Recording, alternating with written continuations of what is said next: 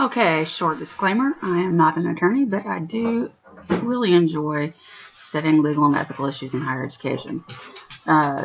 Just to let you know, if you hear dogs barking or whining or moaning in the background, those are one of my 3 labs trying to help out with this production. So this presentation is going to be broken into 3 parts. Finally figured out why I couldn't get my stuff to post to Blackboard because there's a time limit on how long these things can be. So we'll get through all 328 slides. I'm just kidding. It's not really that long, but I did have to break it into 3. Okay, so let's get rolling. Part 1, legal issues. So what are some of the legal issues you might encounter as an academic advisor? The Americans with Disabilities Act. I'll talk about that in a moment. The Patriot Act. There is an article posted to your course content about that. The Clery Act.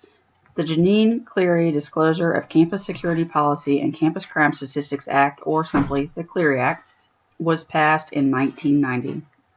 Basically, this requires all colleges and universities that participate in federal financial aid programs to keep and disclose information about crime on or near their respective campuses. Compliance is monitored by the U.S. Department of Education. It can impose civil penalties up to $35,000 per violation. Basically, this law came into being because Janine Clery, a 19-year-old Lehigh University student, was raped and murdered in her campus residence hall in 1986.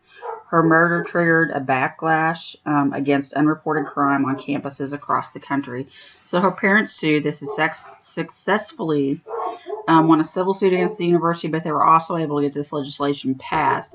So because they contended that if their daughter had known there was danger, and there had been about like 38 different cases of somebody accosting students over the past 2 years. If she had known that, she would have been more careful and she would have been alive today. So that's the Clery Act. Law of agency relates to the institution.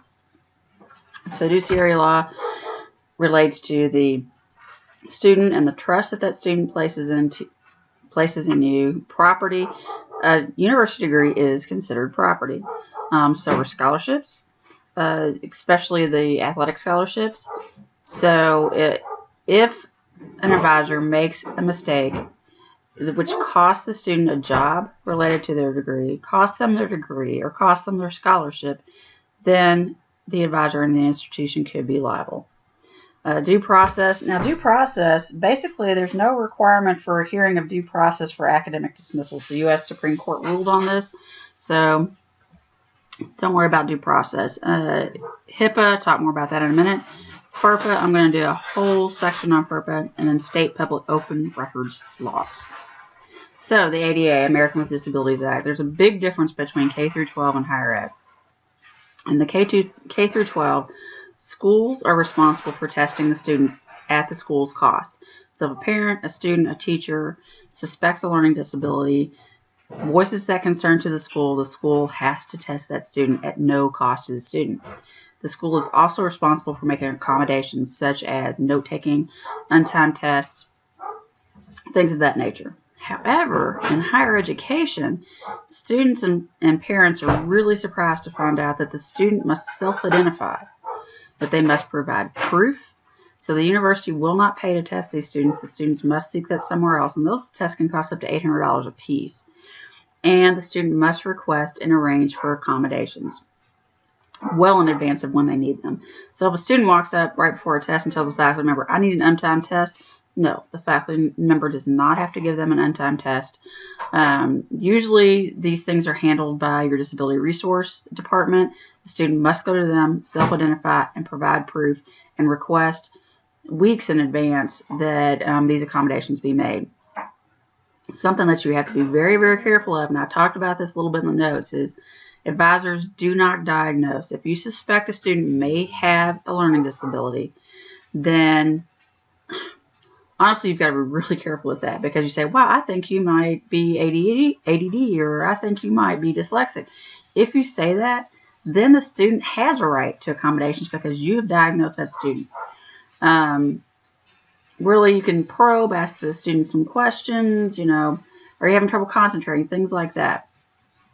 Hopefully the student will self-identify, but you have to be very, very careful with ADA. All right, public records law. Kentucky is an open record state. Public institutions are subject to state statutes. So if you live in another state, check your state statutes, see if they're open records. Kentucky is. So that means that government records, so the University of Louisville being a state agency, are open to the public. That's our meeting records, our salaries. You can go and look that stuff up if you want to. But student records are protected under FERPA. HIPAA, the Health Insurance Probability and Accountability Act, protects personally identifiable information related to healthcare, comes into play for medical or allied health majors, either their personal health record that might affect their ability for caretaking, or on the flip side, they do handle HIPAA records for their patients. So they get a double whammy there. Some other majors that you may consider, I have one example of a music student. She had a voice pathology that didn't permit her to sing for long periods of time. So that pathology, that protected record became part of her student record because the faculty had to know that she had a certain voice pathology.